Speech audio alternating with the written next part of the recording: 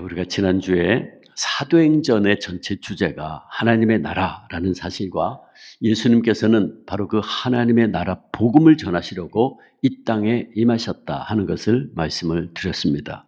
하나님 나라의 확장. 이것이 바로 예수님께서 이 땅에 오신 이유였고 사명이었고, 이를 위해서 천국 복음, 하나님 나라의 복음을 예수님은 전하셨어요. 그리고 예수님은 승천하시면서 그 사명을 교회와 제자들에게 위탁하셨고, 초대교회와 사명은 제자들은 그 사명을 온전히 감당했죠. 그것이 바로 사도행전의 기록이다라고 말씀을 드렸습니다. 자, 그런데 이때에 초대교회와 제자들이 예루살렘과 온 유대와 사마리아와 땅끝까지 천국 복음을 전하기 전에 해야 할 너무나 중요한 일이 한 가지가 있었습니다. 그것은 바로 하나님께서 약속하신 것을 기다리는 것이었죠. 예수님께서는 승천하시기 전에 제자들에게 이렇게 말씀하셨어요. 누가복음 24장 49절 보면, 볼지어다 내가 내 아버지께서 약속하신 것을 너희에게 보내리니 너희는 위로부터 능력으로 힘 입혀질 때까지 이 성에 머물라 하시니라. 아버지께서 약속하신 것이 있다. 아버지께서 약속하신 것이 뭔가? 위로부터 오는 성령의 능력을 힘입는 거죠. 누가는 오늘 본문 5절에서도 다시 반복해서 그 사실을 강조하는데, 예수님 사도들에게 말씀하시기를 예루살렘을 떠나지 말고 내게서 들은 바 아버지께서 약속하신 것, 아버지께서 약속하신 것을 기다리라 말씀하셨어요. 그리고 예수님은 사도행전 1장 8절에 성령이 너희에게 임하시면 너희가 권능을 받고 결국은 내 증인이 될 것이다 라고 하는 말씀을 하시고 제자들 앞에서 승천하셨어요. 제자들은 예수님께서 승천하신 후에 아버지께서 약속하신 그 보혜사 성령님이 충만하게 임하심을 기다리는 시간을 갖게 되었는데, 그것이 바로 오늘 우리가 읽은 본문의 내용입니다.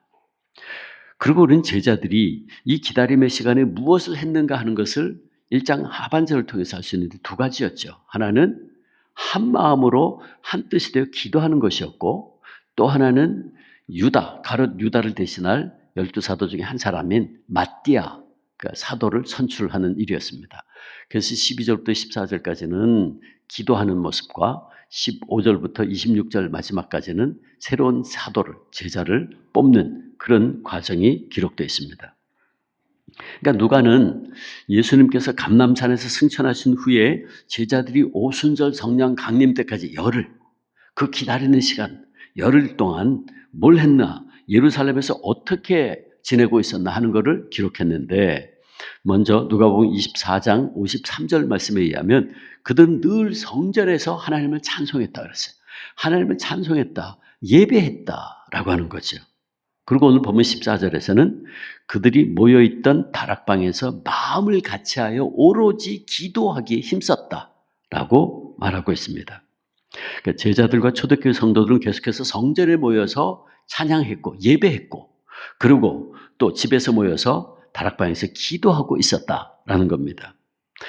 그들은 그 기다림의 시간에, 예수님 승천하시고 성령님이 오시기까지 그 기다림의 시간에 성령 충만함을 간절히 사모하면서 성전에서나 집에서나 함께 예배하고 기도하고 있었다라고 하는 것입니다. 그러므로 우리는 오늘 특별히 본문을 통해서 우리가 성령의 임재를 통한 권능을 힘입으려면 기도하되 어떻게 기도해야 되나 하는 것을 깨닫게 됩니다. 먼저 초대교회 성도들은 한 마음으로 모여서 기도했다 그랬어요. 14절 보면 그들은 마음을 같이하여 오로지 기도에 힘썼다 그랬어요.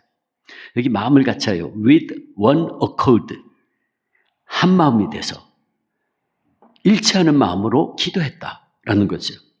그들은 오로지 한 마음으로 기도했다는 게 종교개혁가 칼빈이 오늘 본문을 주석하면서 그래서 이런 얘기를 했어요. 참된 기도에는 두 가지 본질이 있는데 그것은 곧 저들이 끈기 있게 기도했다는 사실이고, 또 하나는 한 마음으로 기도했다는 사실이다. 그렇게 해석을 했어요. 그러니까 여기서 제자들이 한 마음으로 기도했다는 것은 제자들이 아버지께서 약속하신 성령님을 간절히 기다리는 그 단 한 가지 마음으로 기도했다라는 겁니다. 그다음에 오로지 기도했다 그러는데 약속하신 성령님을 받기 위해서 오직 기도하는 일에만 전심전력을 다했다. 그런 말이죠. 누가는 오늘 본문에서 다락방에 모여있는 제자들 포함한 이 120문도 15절 보면 120명이 있었다 그랬어요. 그 제자들 포함해서 전부가 그 다락방에 그 120명의 성도들을 열거하는데, 근데 그 내용을 가만히 보면 내용이 과거와는 조금 다른 기록이 있어요. 특별히 제자들을 이름을 기록할 때에 그 기록이 달라요. 그러니까 먼저 누가가 배열하고 있는 11제자의 모습은 이전과는 다르게 마태와 마가 이전과는 다르게 제자들의 명단이 짝지어져 있는 것을 볼 수 있어요. 우리는 이걸 통해서 제자들이 어떻게 한 마음이 되어 기도하고 있었나 하는 것을 알게 됩니다. 13절 보면 누가는 베드로, 요한, 야고보 그리고 안드레와 그랬어요. 거기서 끊어지죠. 그 앞에까지가 한 그룹이에요. 베드로, 요한, 야고보 그리고 안드레와 그 앞에까지가 한 그룹이죠. 그 성경을 보면 원래 베드로, 요한, 야고보는 항상 같이 등장합니다. 언제나 한 그룹이 등장해요. 예수님께 특별히 이 세 명의 제자들을 따로 데리고 가는 경우가 종종 있었죠. 변화산에서 이 세 제자만 데리고 올라갔었어요. 그 중요한 겟세마네 동산에서 기도하실 때도 그 세 제자. 그래서 아주 굉장히 중요한 순간에 결정적인 순간에 예수님이 베드로, 야고보, 요한을 데리고 갔던 모습을 봐요. 근데 왜 예수님이 특별히 그들만 데리고 다녔는지는 설명을 하지 않았기 때문에 우리는 몰라요. 근데 분명한 것은 그 세 제자는 항상 그래서 같이 그룹핑 돼 있었죠. 근데 오늘 본문에 보면 누가는 그 그룹 안에 안드레를 포함시켰어요. 근데 생각해보면 안드레는 다른 제자들, 세 제자들처럼 주님으로부터 특별한 대우를 받은 사람도 아니었고 그가 그의 형제 베드로를 주님께 인도했다는 사실 외에는 특별한 기록이 없어요. 특징이 없죠. 근데 지금 누가는 베드로와 요한과 야고보와 함께 안드레라고 하는 특기사항이 별로 없는 제자의 이름을 넣어서 한 그룹으로 만들었어요. 왜 그랬을까요? 우연히 그랬을까요? 이에 대해서 어떤 성경학자가 이런 해석을 했어요. 누가는 안드레라는 평범한 제자의 이름을 탁월한 제자들로 알려져 있는 베드로, 요한, 야고보와 함께 묶음으로써 이제는 제자들 사이에 더 이상 누구는 평범하고 누구는 주님의 사랑을 더 많이 받으며 누구는 특별하다는 식의 구분이 존재하지 않는다는 사실을 보여주고 있다는 거예요. 여러분 굉장히 중요한 얘기입니다. 다시 말해 이전에 제자들 사이에 존재하고 있던 누가 더 크냐를 가지고 다투던 그런 차별은 이제 다 사라지고 이제 저들은 오직 한 마음, 한 뜻으로 기도하고 있었다는 거예요. 누가는 바로 이 모습을 보여주기 위해서 이전에는 결코 베드로, 요한, 야고보와 함께 그룹으로 이루어지지 않았던 평범한 베드로, 안드레를 그 가운데 넣었다는 거예요. 저도 이 해석에 동의합니다. 우리가 상식적으로 봐서 전혀 어울릴 것 같지 않는 사람들이, 전혀 함께할 수 없는 배경을 가진 사람들이, 그래서 항상 모이면 누가 더 크냐를 가지고 다투고 시기하던 사람들이 이제는 새롭게 변화된 모습으로, 즉 하나된 모습으로 지금 등장하고 있는 거예요. 제자들 오직 하나된 마음으로 모여서 주의 성령이 임하기를 간절히 기도하고 있었다. 지금 그거를 누가가 지금 말하고 있는 거예요. 또 14절 보면 여자들과 예수의 어머니 마리아도 함께 있었다 그랬어요. 그들은 예수님을 위해서 기도하고 봉사하고 눈물과 사랑으로 뒷바라지하던 헌신적인 여인들이었죠. 우리가 성경을 보면 예수님을 따르면서 이렇게 헌신적으로 섬기던 여인들의 이름이 많이 있어요. 그 중에는 당연히 예수의 어머니 마리아와 함께 막달라 마리아, 살로메, 요한나, 수산나 그리고 또 다른 마리아 또 있었을 거예요 분명히. 근데 사실 그들 가운데 어떤 여인은 그 출신 성분이 조금은 수치스러운 분도 있었죠. 몸 파는 여인도 있었어요. 근데 지금 이 초대교회 120문도 가운데 다 그 속에 같이 있다고요. 이전 같으면 유대인들에게 부정한 여인으로 감히 함께할 수 없는 사람이죠. 근데 지금 같이 있어요. 하나 되어 있다고요. 뿐만이 아니에요. 예수님의 아우들도 있었다. 예수의 아우들은 예수님께서 육신으로 이 세상에 계실 때 결코 예수님을 믿지 않았던 사람들이었어요. 근데 이제는 그들도 그 자리에 함께 있어요. 예수님의 부활 이후에 저들은 이제 예수님이 육신의 형제가 아니라 능력이 하나님의 아들이심을 진정으로 믿고 깨닫게 되어서 이제 예수를 따르는 제자들이 되어 있었던 거죠. 그러니까 결국은 지금까지 이런 모든 내용들을 다 통합해서 보면 이렇습니다. 이 모든 사람들, 제자들, 여인들, 예수님의 어머니, 동생, 그 외에 120명 그 자리에 다락방에 있었던 모든 사람들이 더불어 같이 오로지 한 마음으로 기도에 힘쓰고 있었다라는 거예요. 전혀 함께할 수 없었던 사람들이 예수 그리스도 안에서 한 마음 한 뜻이 되어 간절히 기도하고 있었다는 거예요. 여러분, 그렇다면 이런 모습이 오늘 우리에게 주는 영적 교훈이 뭡니까? 한마디로 말하면 합심하여 기도하는 것이 너무너무 중요하다는 거예요. 혼자서 기도하는 거 아름다운 일입니다. 혼자서 골방에서 기도하는 거 진실로 우리 각자에게 늘 있어야 될 신앙의 아름다운 모습이죠. 근데 오늘 본문을 통해서 주님이 우리에게 가르치는 건 뭐냐 하면 주의 형제 자매들이 함께 매일 새벽 기도회나 금요 성령 기도회 같은 기도 모임에 모여서 함께 한 마음으로 기도하는 게 더 귀하다는 거예요. 한 사람의 기도보다는 두 사람이 합심하는 기도가 더 힘이 있고 주님 보시기에 더 소중하다는 겁니다. 주님 뭐라고 말씀하셨죠? 마태복음 18장 19절 20절.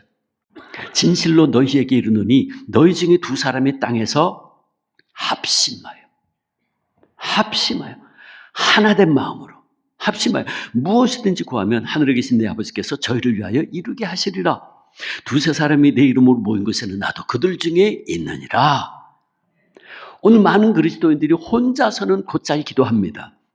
그러나 모여서 기도하기를 잘 못해요. 하지만 오늘 우리는 분명히 알아야 돼요. 그리스도인들이 무릎을 맞대고 함께 기도할 때 여러 가지 여건상 함께 할 수 없는 사람들이 한 마음으로 모여서 합심하여 기도할 때에 그곳에 사탄의 세력이 물러가고 하나님의 권능의 역사가 나타나고 성령의 역사가 나타날 것입니다. 그런 의미에서 여러분 우리가 매일 새벽 기도회로 또는 금요일 저녁에 금요 성령 기도로 함께 모여서 말씀 듣고 합심해서 기도하는 것은 얼마나 중요한지 우리가 그렇게 한 마음으로 모여서 합심해서 기도할 때에 아프고 병든 이들을 위해 중보할 때에 성령님의 놀라운 권능의 역사가 일어날 줄로 믿습니다. 아멘. 그러므로 우리는 한 마음으로 더욱 열심히 모이기에 힘써야 돼요. 그리고 성령의 능력과 역사가 우리 가운데 임하기를 간구하셔야 돼요. 그럴 때 우리의 심령 속에, 우리 가정 속에, 우리 일터에, 우리 교회 위에 보혜사 성령님의 충만한 역사가, 능력 있는 역사가 이루어질 줄로 믿습니다. 두 번째, 우리가 오늘 본문을 통해 깨닫는 또 한 가지 교훈은 제자들의 기도는 하나님의 약속의 말씀을 붙잡고 끈질기게 하는 기도였다는 거예요. 약속의 말씀을 붙잡고 끈질기게 하는 기도. 오늘 본문 말씀하기를 오로지 기도에 힘썼다. 오로지 기도에만 전념했다는 거죠. 힘썼다는 것은 부지런하다, 끈질기다 그런 뜻이에요. 끈질기다, 아주 부지런하다. 동사의 시제가 현재 분사입니다. 계속되는 걸 이야기하는 거죠.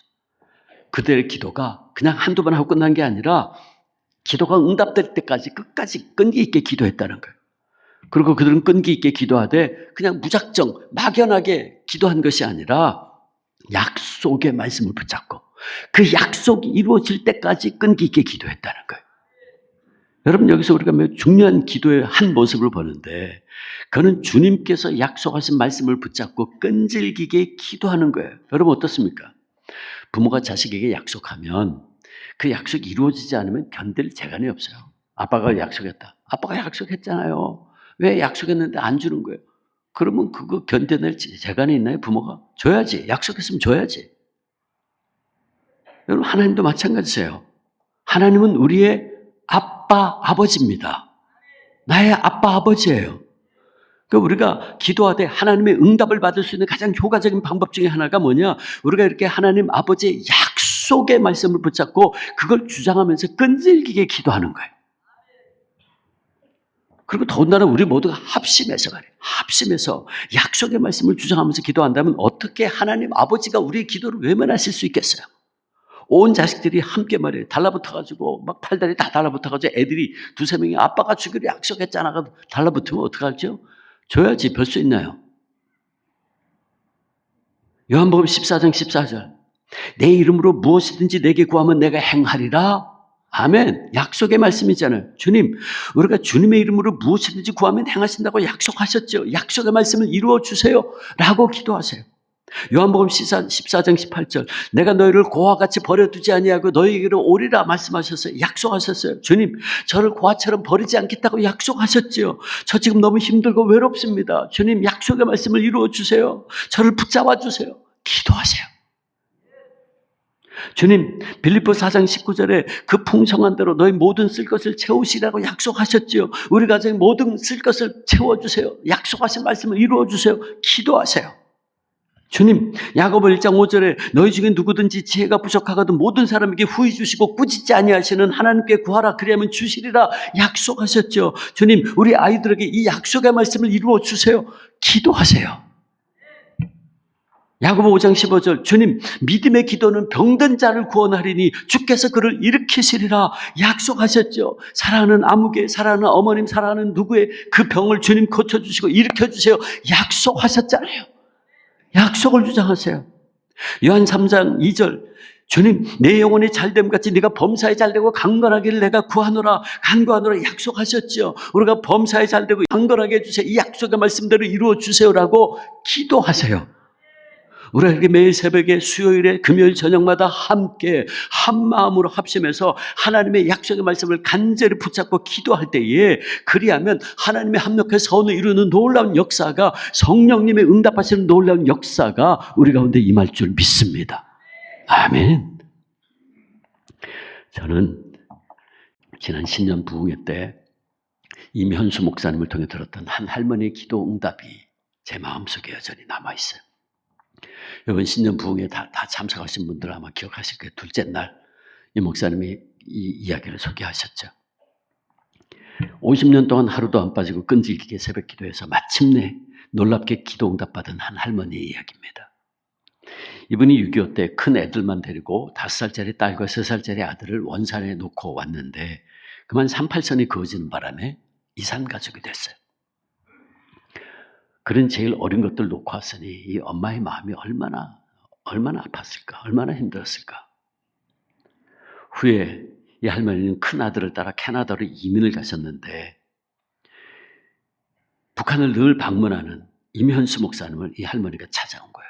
어느 날 찾아와가지고 이 목사님 북한을 150번 갔다 왔다 그러니까 이 목사님 찾아와가지고 그 아이들한테 보내는 편지, 가족 사진 그리고 미국 달러를 넣어가지고 꼭 이걸 좀 전해주세요라고 목사님한테 가져온 거예요. 근데 목사님 그걸 어떻게 전달해요? 막막했죠. 근데 이 할머니가 수십 년 동안 이제 기도하면서 딸아이를 수소문한 끝에 그 딸이 원산에 살아있다는 거. 그리고 주소를 알게 되고 그 딸의 친한 친구가 원산의 동명여관이라는 호텔이죠. 동명여관이라는 곳에서 근무한다는 것까지 안 거예요. 그래서 그 편지를 주면서 꼭 전달해 달라고 부탁을 하시는 거예요. 그때 이 목사님이 원산 위에 있는 황주라는 곳에 국수 공장을 세워서 교회 장로님들과 함께 방문을 하게 되었는데 그냥 그 할머니가 와서 편지를 막무가내로 전달해 달라 그러니까 뭐 그걸 거절할 수는 없고 그래서 이제 찾아봤는데 못 찾았다고 돌려주려고 일단 받았다는 거예요. 그리고 갔어요.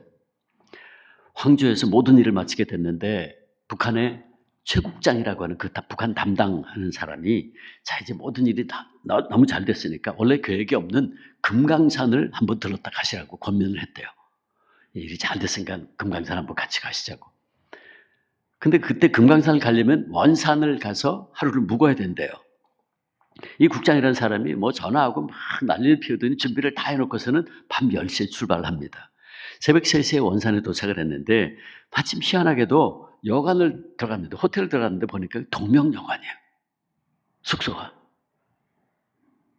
그 당시 원산에 있는 동명여관은 일본에서 배편으로 조청년들을 일주일에 600명씩 실어 나르던 그런 때였다고 그래요. 그래서 그들이 머물던 곳이 이제 호텔이 동명여관인데 새벽에 도착을 해서 목사님 일행이 호텔로 들어갔는데 7층에 이제 숙소가 마련돼 있었대요. 7층으로 올라갔는데 어떤 여자가 자고 있다가 목사님 일행을 보고선 깨가지고 이제 맞이했어요. 그래서 목사님이 갑자기 그 할머니 딸 생각이 나서 그 딸 이름을 대면서 그 여자한테 물었대요. 혹시 이런 사람 아니냐고. 그랬더니 그녀가 놀라면서 걔 내 친구인데요? 그러더래요. 그 목사님 숙소가 7층인 것도 참 놀라웠는데 그 7층에 또 그 여자가 있었다는 거. 이게 결코 우연이 아닌 거죠. 아무튼 그래서 목사님이 방에 들어가서 자려고 하는데 이게 도저히 잠이 오질 않는 거예요. 그 딸의 친구가 저기 있는데 잠이 오겠어요. 그래서 고민하다가 자기가 타고 온 차를 운전한 운전수를, 기사를 불렀대요. 그래서 그 할머니 얘기를 다 해줬다는 거예요. 근데 그 기사가 누구냐 하면 이 목사님이 차를 타고 다니면서 그 기사한테 복음을 전했어요. 그 기사가 예수를 영접했어요. 그래서 이제 그 기사가 이제 목사님 얘기를 듣더니 자기가 한번 찾아보겠다고 그랬대요. 그 새벽에 주소를 들고 나간 거예요. 그럼 그가 원산 시내를 다 뒤져서 새벽 5시에 그 딸이 살고 있는 집을 찾아가서 약속까지 하고 돌아온 거예요. 그러고는 새벽 6시에 일행들은 명사심리라고 하는 아름다운 모래사장에 나아가서 바닷가 사진 찍고 구경하러 간 사이에 목사님은 몰래 빠져나와서 약속 장소인 시청 앞으로 갔대요. 원산 시청 앞으로. 그 목사님 시청 앞으로 가니까 한 여자가 서서 기다리고 있는데 바로 할머니의 그 딸이었대요. 그녀의 나이는 53세였고 남편은 이미 죽었고 17살짜리 아들과 함께 살고 있었다 그래요. 그래서 목사님은 그녀에게 어머니가 준 편지, 사진, 그리고 돈을 전해주면서 그 속에 사형리, 전도지 집어넣어주면서 꼭 읽으라고. 그리고 단 3분, 막 급하게 3분 만남을 마치고 급히 돌아왔대요. 목사님은 그렇게 기적적으로 그 딸을 만난 것을 아무도 눈치를 채지 못했고 다음날 목사님은 금강산 구경을 하고 캐나다로 돌아오셨습니다. 그 뒤에 어느 날 그 할머니가 또 목사님 찾아왔어요. 그동안 있었던 일에 대해서 목사님께 보고를 합니다. 할머니가 마침내 딸과 연락이 됐고 북한의 그 운전수가 계속 원산을 드나드는 사람이었기 때문에 그 딸을 평양으로 데리고 와서 도청이 안 되는 국제전화로 엄마하고 연결시켜서 통화도 하게 되고 마침내 캐나다 시민이었던 할머니가 북한을 방문해서 가족들이 다 만나게 됐다는 거예요. 이면수 목사님이 이 간증을 소개하면서 마지막에 이런 말을 했어요. 기도는 저 동토, 저 얼어붙은 땅 북한에서도 응답됩니다. 라고. 그럼 참 놀라운 것은 뭐냐? 원래 전혀 계획이 없는 금강산 관광을 북한의 그 최국장이라는 사람이 먼저 제안한 거. 또 원산을 그래서 갑자기 방문하게 된 거. 전혀 계획이 없었는데. 또 원산에 많은 숙소가 있는데 그중에 하필이면 동명여관이라는 그 호텔로 가게 된 거. 그리고 그 호텔에 층수가 여러 개인데 그중에서 7층에 묵게 된 거. 그리고 7층 담당 한 사람이 그 딸의 친구였다는 거. 그 북한 운전수에게 복음을 전하게 되고 그가 복음을 영접해 예수님을 영접하고 그리고 중간에서 연락책 역할을 하게 된 거. 이 모든 것들이 다 정말 목사님 생각에 이게 하나의 드라마였다. 드라마처럼 이루어졌다는 거예요. 목사님 그걸 어떻게 계획하겠어요? 꿈도 꿀 수 없는 일이었죠. 결국 이 모든 것들을 통해서 목사님은 우리 하나님께서는 우리의 기도를 너무나도 분명하게 다 듣고 계시는 결론을 내릴 수밖에 없다 그랬어요. 여러분 그렇습니다. 사랑하는 여러분, 우리 하나님은 우리의 기도와 우리의 신음과 우리의 탄식을 다 듣고 계세요.